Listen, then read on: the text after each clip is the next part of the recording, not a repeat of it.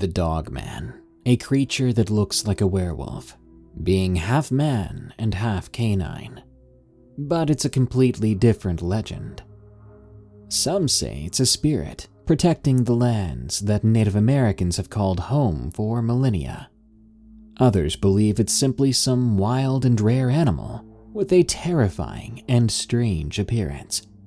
Whatever you believe about the Dogman, he's here to stay.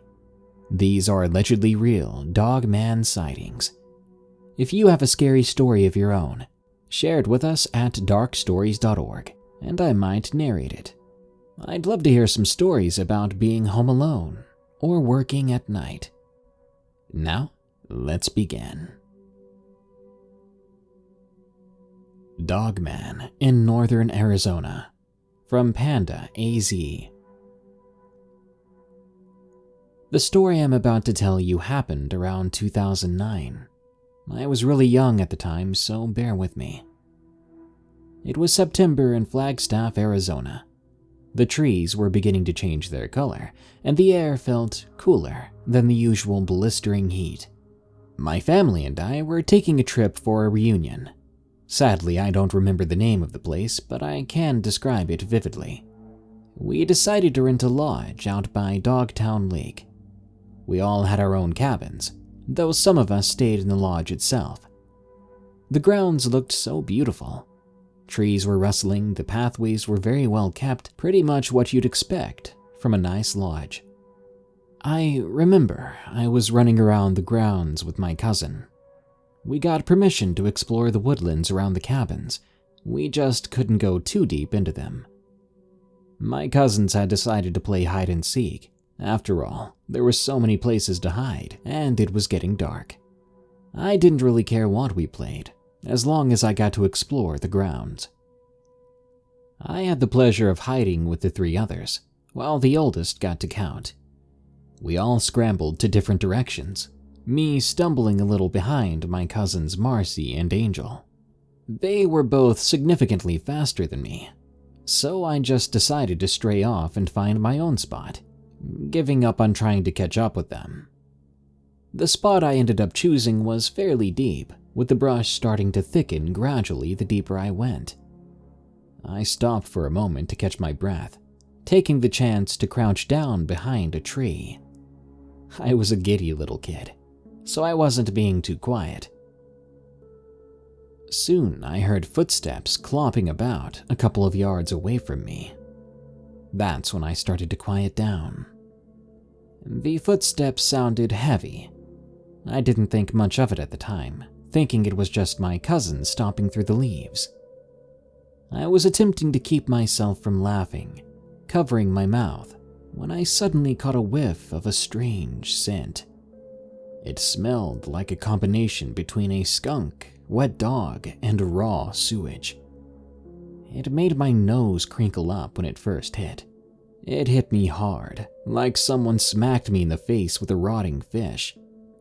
I tried to remain out of sight, trying to keep myself from gagging while also trying not to be spotted by my cousin. I heard the steps coming closer, and I immediately hit the ground. I couldn't see much of what it was, but it sounded huge. If I had to measure it, I'd say it was perhaps a head taller than the lowest branch of the tree I was behind, which was maybe 6 feet and 8 inches. The thing kept on going, but it made a sniffing kind of sound, like it was tracking something. The smell was stronger then, and I nearly threw up, but I couldn't move. Instead, I began to slowly army crawl the opposite direction until I knew it was safe to get up and run. When the smell was clear, I ran back to the cabin grounds. By then, it was darker, so I was a little more freaked out than I was at first. The sun was behind the trees, and my eyes were barely starting to adjust to the light, or the lack thereof. I started to feel the typical sense of something watching me, but I was too afraid of looking to see what it was. The feeling grew to paranoia, and I eventually started to run, my heart rushing in the fear of being caught by whatever was in the woods with me. When I got to the cabin, I found myself giving in to the temptation of looking back. So, I peeked toward the tree line. The figure I saw looking back at me was a sight I wouldn't forget, not for years to come. It was a very large, almost wolf-like creature. It was hunched over in a sort of stalking kind of position, but the way it looked was a little strange. It was crouched on its hind legs, with one hand on a tree and the other by its side. I was shocked. I didn't really know what I was looking at, but I was frightened. I couldn't get myself to stop looking at it, afraid that if I took my eyes off of it for a moment, it would run at me. So there I was, almost face to face with this dog-ape thing whose eyes glowed in the darkness in a slightly amber-orange tint. The creature stepped out of the tree line, allowing me to get a better look at how massive it was. My fear immediately grew once I saw it at full height, and it growled at me. Terrified, I tore through the cabin door and locked it, keeping away from the windows and cowering, hoping whatever that thing was wouldn't come looking for me. The Michigan Dogman, from Arrow. This takes place a year ago. Now, my house is an old 2-story home. It has one front door, and that's the only way in and out of the place. The stairs that lead to my second-story room are to the left. The living room and bathroom are straight in front of the door, as the bathroom is behind the living room. So the night started off as many others did, and my friends Ian and Ethan, not their real names, came over and were playing the new Call of Duty game with me, as well as watching anime and talking about what normal teenage boys talk about while hanging out. Around 11:30 p.m., we were right in the middle of watching a new episode of Dragon Ball Super when I looked down at my cup and realized I'm out of Pepsi. So I tell Ian and Ethan I'd be right back. I made my way downstairs into the kitchen. I grabbed a 2-liter out of my fridge, and then I caught a glimpse of a hairy hand in my kitchen window. It was feeling around for a half-eaten steak that we'd left out on the counter. We'd left the window open because earlier in the day we burned pizza rolls, and it smelled really bad. As I saw this hairy hand, I froze in place, as behind that hand was what appeared to be a human body, but there was something wrong about it. As I looked more upwards, I realized that it had a head of a beast, like some sort of dog-wolf hybrid. I dropped the 2-liter of pop, and it realized that I had noticed it. It pulled its hairy hand out of the window, causing the window to drop to its closed position as it took off into the woods nearby. I could hear a slight bark coming from the front yard. It was my dog Obi, a King German Shepherd. I hadn't realized until now that he was still outside. I heard him as he came sprinting around the house. Obi usually never barks at anything, even other animals, so I knew that the thing I saw was just wrong. I ran over to the window to see Obi vanish into the woods that sat behind the house. I ran back upstairs to get Ian and Ethan and explained that Obi had run off, and they agreed to help me chase him down. I left out the part about me seeing the creature. I couldn't let my loyal dog Obi die on my watch because my friends didn't believe me. I'd be devastated if anything happened to him. We grabbed our flashlights and ran into the woods after Obi. We searched until I heard a familiar scream. It was Ian, who had apparently split up from us. We ran over, only to see him standing in front of the creature I'd seen earlier. The creature let out a terrible screech as it ran off. The 3 of us regrouped, shocked at what we saw, and headed back toward the house. I stopped first and looked back, looking where the creature had been standing. There on the ground was Obi. I ran back over to him, lifting him up and carrying him back to the house. I was in tears. When we were back in the yard, I ran right for my car and took Obi to the nearest vet. Luckily, Obi was going to be fine. He had 2 broken legs, and he would take a couple of months to recover, but he was going to be 100% in no time. So I'm glad to say he's now running and being a dog again. He's just fine nowadays, but we still haven't seen that beast since then. And for the sake of Obi and myself, I hope it never comes back. Caught in the Rain, from Delgato. When you clock out of your shift at a convenience store, the rain is coming down as hard as it ever has, and your live-in boyfriend calls to let you know that the car you share won't start. It means a long, wet walk through the streets at night. Alone, exhausted, stressed out about how you're going to scrounge up the money to pay for your car repairs.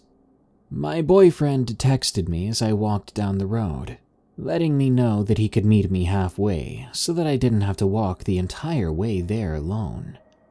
While I didn't want to be a bother to him, he did work full-time too and had just gotten off work himself. I certainly didn't want to walk the entire way home by myself. It was going to be a 5-mile walk. At the time, I lived in a small town. Between our even smaller home and the convenience store was a meandering route of semi-suburban low-income housing, slowly fading into farmland for a couple of miles.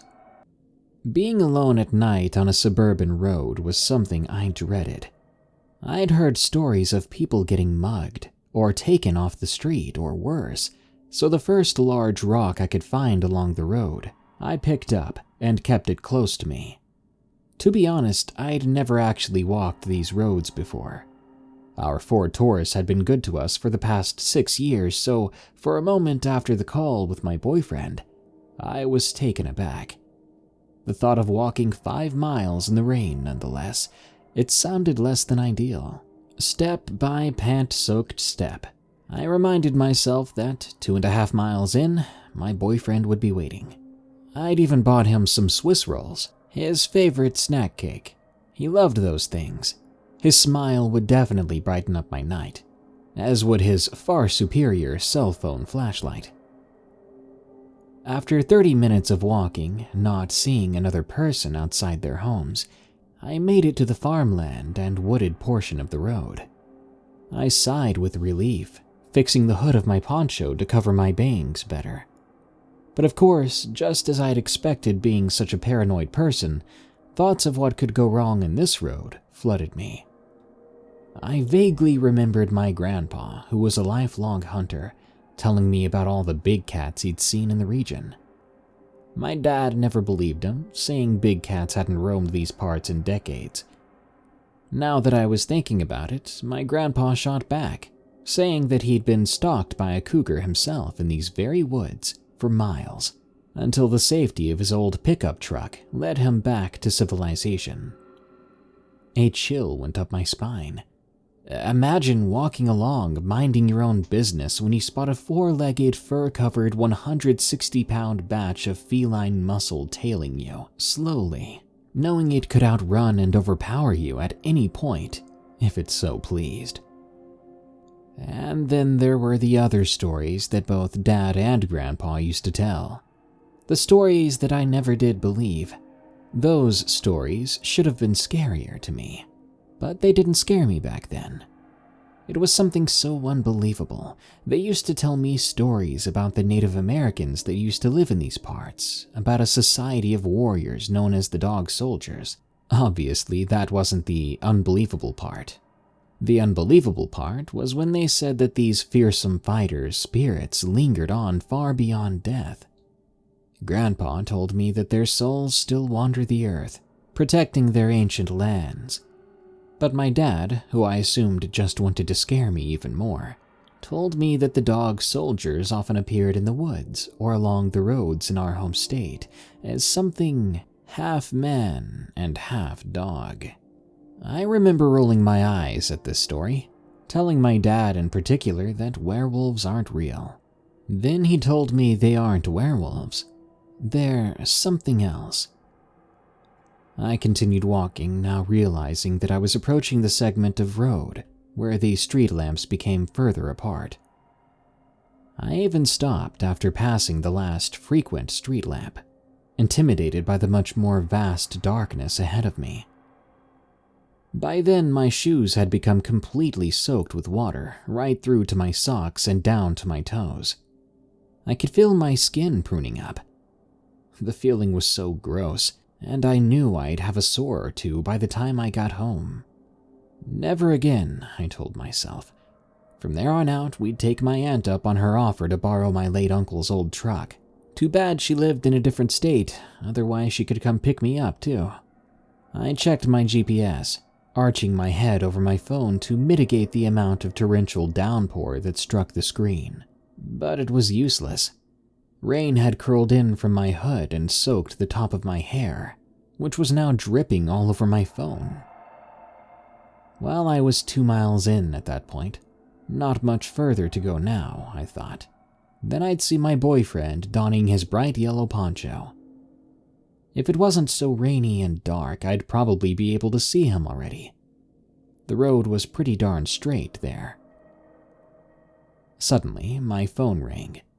I slid my thumb over the green phone icon and placed the device snugly between my hood and ear. The screen had read, Taylor, my boyfriend's name. "Hey," I said a little louder than usual thanks to the storm. There was no vocal reply. Instead, I heard what sounded like white noise and rain and shuffling. My eyebrow raised. I figured he hadn't locked his phone after glancing at it, and the water had done some weird things to the screen. Then bam, he called me and didn't even know it. I hung up and locked my phone, placing it neatly back in my pocket. Just a little bit longer. I nearly jumped when I heard the thud on the forest floor to my left. Stopping in my tracks, I turned and looked around. There was no movement beyond the wind and rain. The wind wasn't so strong, but I was sure it was probably a torn branch or even a tree that had fallen. Still, it had given me a pretty big spook. When all you hear for an hour is rain and rolling thunder, a closer, heavier noise can be pretty surprising. I thought about grabbing my phone again and using its rather weak flashlight to scan the trees, but I figured that would just waste any battery I had left. If I was stuck out here on foot already, I'd lose it if I didn't have a working phone. After I was sure that I didn't hear anything else out there, I turned forward and just kept walking. Sure, I walked a little faster pace, but can you blame me? Being the type of person that thinks of all the scariest things that could happen or exist at a given time or place is rough. A few seconds later, I heard footsteps, about a dozen quick steps racing from behind me to the left, to much further ahead of me. I turned toward the trees again, eyes focusing on the position of the noise as it raced off ahead within the trees. All I could think was, the heck was that? It took me much longer this time to continue walking, realizing now that the previous thud wasn't just nothing. Then again, there were quite a few deer around these parts. So eventually I did start moving again, trying to ignore the goosebumps that had gathered on the back of my neck. I walked for a few minutes, glancing from the road just in front of me to the trees to my left, almost constantly. My paranoia was growing by the second, and the wildlife stirred by the storm was driving me to madness. "Just a deer," I muttered over and over, hardly able to even hear myself as I drudged through the downpour. I stopped again, unable to lift my foot for the next step. I had glanced back at the road and spotted something up ahead. A figure that I could hardly see, but it was definitely there, and it wasn't a trick of my eye. There was a human figure crouched toward the left center of the road ahead. It seemed to be peering towards me. I didn't move for the longest time, waiting for the figure to move instead. Was it a person? I wondered. Or was it some animal forming an eerie silhouette to my tired mind? Eventually, I had convinced myself it was just some animal, that if I'd keep on walking, the creature would move out of the way, frightened by the presence of a human. I took one step, shoe crunching under a wet, stray rock. Immediately, the silhouette shifted. It rose high into the air, now standing. The figure was tall.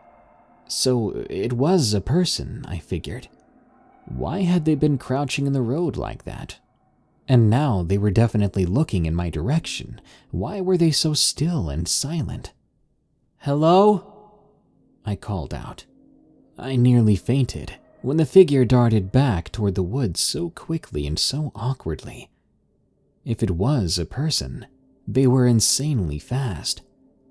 Also, there was something wrong with the way it ran. Their legs seemed twisted or broken or something. It was hard to place the anxiety I felt when seeing the way it moved. But the figure was gone now, and the road ahead was once again clear. I took off in a jog this time, wanting to pass this particular stretch of road sooner rather than later. After a few minutes of jogging, I slowed down to catch my breath, checking my phone as well. There were no further calls, no texts. In fact, I was now half a mile past the 2.5-mile point, and I hadn't even realized it due to the prior events. Where was he? Why hadn't I seen Taylor yet?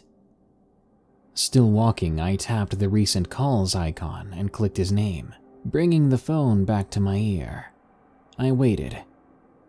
A few more ringback tones later, I heard his voice. "Hey, this is Taylor. Sorry I missed you. Leave a message and I'll get back to you ASAP." I checked the phone, making sure there wasn't something wrong with it. Everything was perfectly normal, though, which makes perfect sense because the call had gone through just as it should have. Except Taylor never answered.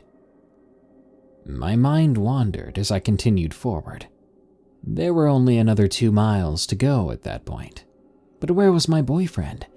He had never broken a promise to me before, so I wasn't at all worried that he'd forgotten or lied or anything like that. Instead, I began to suspect he'd gotten hurt or somehow lost. A few more minutes passed by and I decided on trying to call him again. I dialed, put the phone back to my ear, waited and listened. My heart sank. I heard something else this time. As if on autopilot, I turned slowly to face the woods, all the while his voicemail message played in my ear again. "Hey, this is Taylor. Sorry I missed you." Coming from just beyond the nearest row of trees was the sound of the default Android ringtone. After all, Taylor had never bothered to change it. I wanted to step forward. I wanted to approach the trees and find him in there, or to find a phone that just wasn't his. It couldn't be happening, I told myself. This was impossible. Why would he be out there? He's perfectly fine and just waiting for me somewhere. I swallowed hard. My breath had left me, because as I stared into that patch of woods, I noticed a figure. A tall figure that almost appeared human, but with a strange walk to it. The same sort of figure I'd seen in the road earlier. About 30 yards away was the next street lamp. There was enough light that, as the figure stepped forward, I could make out more and more details. When the snout appeared in the faint lamplight, I collapsed to my knees. It couldn't be real. There was no way. But there it was, standing there, flesh and blood and rigid bone, shaped like a man, but with the features of a dog. It didn't snarl or growl, and once it was completely in the light of the lamp, it stopped. The creature stared at me, observing me. It seemed reliant on its eyes the way a person would, never twitching or lifting its snout to smell me. The body on this thing was only partially covered in patchy hair, dark skin shimmering and wet underneath. Despite its calm demeanor, I was horrified. I wanted to jump to my feet and take off. I was nearly home, but I knew I couldn't make it. Not if this thing wanted to chase me down. If this had been what was moving around in the woods earlier, it was by far faster than a person. I could smell it from the road, musky and earthy, like a man's sweat after a run, a fresh rain, and freshly dug soil mixed together. And there was a tinge of something else too, something metallic, coppery. And then I noticed its lips. There was something on them that was being washed off by the rain. As it hit the exposed earth underneath the creature, it formed a puddle of deep red. Maybe it wasn't interested in me because it was no longer hungry. The next bit is a blur to me. I remember being on the ground, then suddenly being on my feet further up the road and nearly under the street lamp. My vision was a blur of rain or maybe tears. For the next mile, I didn't even realize I'd been screaming until my voice gave out, and I slowed to a stagger. Having taken off at a full run from that thing, I expected its claws to wrap around my throat at any moment from behind. And from the pain in my lungs and heart and mind, for a second I swear I would have welcomed that. Eventually, the apartment complex came into view. I didn't hesitate to climb the stairs, each step feeling like another mile walked. By then, I'd thought of calling the authorities a dozen times but never could stop long enough to reach for my phone. I opened the door, eyes shut until I'd closed it behind me, praying that I'd hear Taylor's voice letting me know that he was happy to see me home, that he hadn't been able to meet me halfway because of one sensible reason or another. But I never did hear his voice. I collapsed on the sofa, and I cried until I had the strength to report him missing. I hung up the phone, and I fell to my side, face in a pillow and a bunched up Swiss roll in my pocket. My cousin was lost in the woods. From 24 Running. When I was 6 years old, my cousin of the same age went missing. No worries, he's fine. But it's the stuff he said after he came back that's really stuck with me over the years. We're both 32 now, and his story has never changed, not in the slightest. So when he was little, his family went camping in the Ozarks. He said they stayed up roasting marshmallows before he went to sleep in his tent. In the middle of the night, something opened up the tent and began to pull him out by the foot. My cousin says he was terrified to the point that he didn't want to move or speak at all. He even closed his eyes when he was pulled from the tent completely. He was too scared to see who or what was taking him, and he wanted to pretend he was sleeping. Whoever it was, its arms were covered in thick hair, similar to a Labrador's. It tossed my cousin over its shoulder like a bag of potatoes. By then, he started looking around. He saw backwards bent legs under the thing and pointed ears at both sides of its head. He slowly started to raise up and swears he saw a long snout on its face, but couldn't be sure from the angle he was at. It dropped him off by a small creek, where my cousin pretended to remain asleep. By this point, it had been about an hour. My cousin says he felt water coming up to his ears as the thing started to nudge him into the water. Suddenly, he heard voices in the distance, his parents. When he opened his eyes, the creature was gone. Within a minute, his parents and siblings were on him, asking him if he was okay. They had discovered he was missing when his dad got up to ask for toilet paper in the middle of the night. My cousin had had it last, and they'd all been sharing one roll. When his dad opened up his tent, he saw that his son was gone, and he was nowhere within the nearby woods. That's his extremely weird story, But the fact that even at this age he still defends it, I can't help but believe it, at least somewhat.